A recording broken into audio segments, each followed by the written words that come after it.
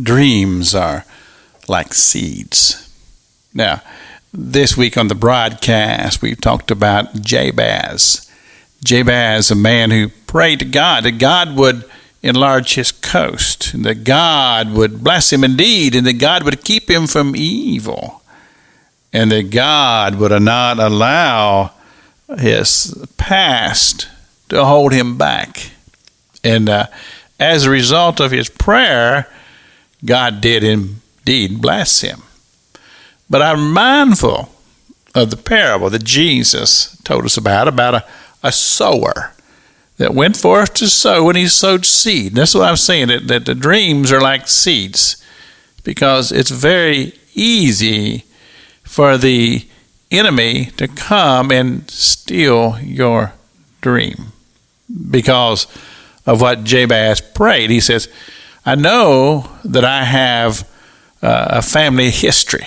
And that's what it says in the very beginning of these scriptures. It says, he was a man born in sorrow.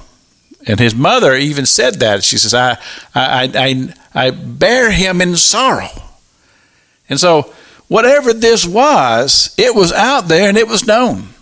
And there would be others who would classify Jabez to say, well, he'll never accomplish much because of, look at all this sorrow in his family. And you see, those words can become powerful, and they can take control of your heart. And then we begin to put limitations on our dreams because others have said it cannot be done.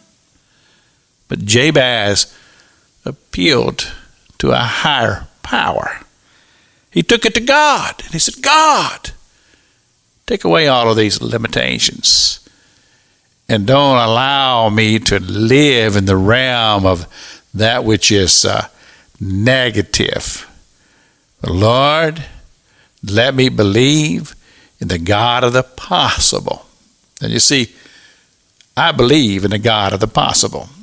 And I believe that as we pray and we respond to what Jesus said in his very words when he talks about knocking and seeking and asking and petitioning heaven. That's what Jabez did. He petitioned heaven. He says, God, enlarge my coast.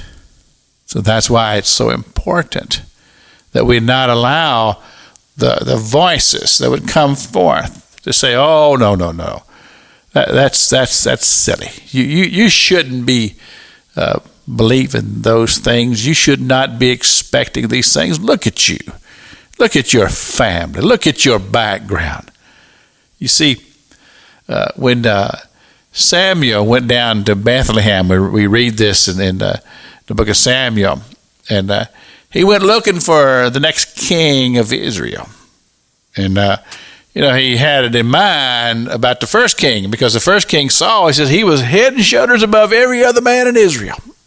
And so as Jesse, who had all of these sons, who Samuel had gone down there, and he said, go bring your boys out here and let me look at them. And first one to come along, big scrapping, good-looking guy, that must be him. No.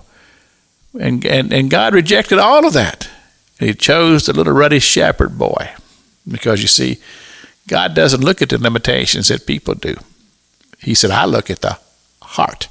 It's Pastor Jack King with the gospel on the radio broadcast.